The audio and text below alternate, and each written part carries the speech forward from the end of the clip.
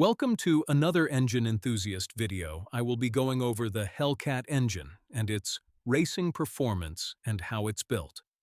When people talk about modern American horsepower, one engine almost always enters the conversation: the Hellcat.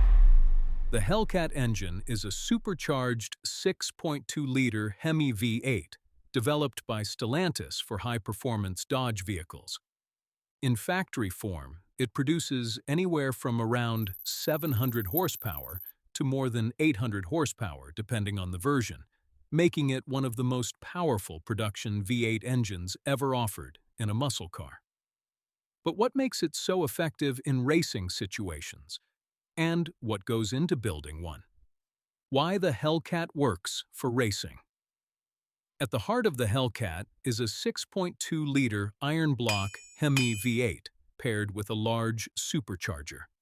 Unlike naturally aspirated engines that rely solely on atmospheric pressure, the supercharger forces additional air into the cylinders.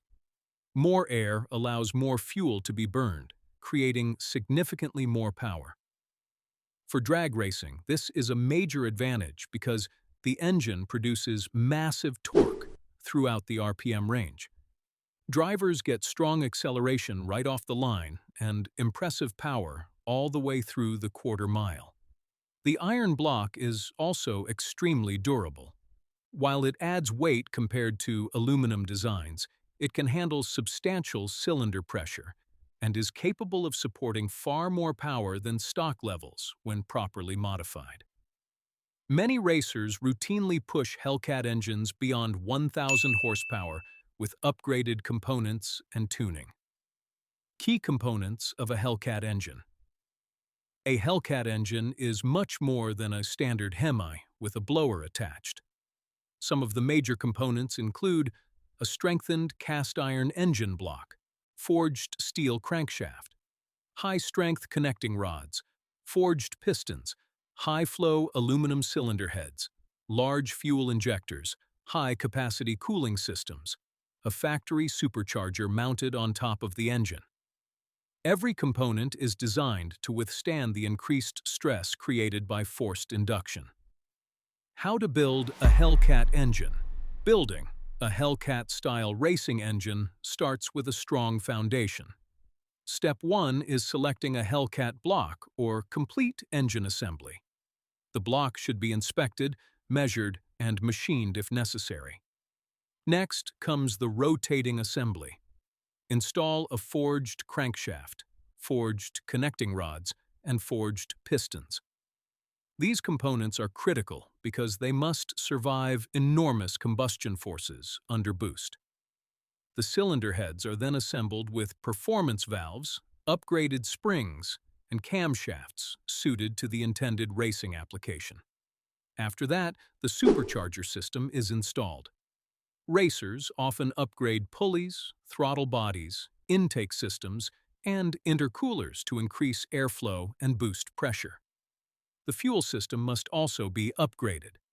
Higher horsepower requires larger injectors, stronger fuel pumps, and proper fuel delivery management. Engine management is the final piece. A professional tune controls ignition timing, fuel mixture, boost levels, and safety limits. Even the strongest engine can fail quickly if tuned improperly. Racing considerations. Power alone doesn't win races. A Hellcat engine producing 1,000 horsepower or more requires adequate cooling, strong transmission components, reinforced driveline parts, proper tires, effective traction management.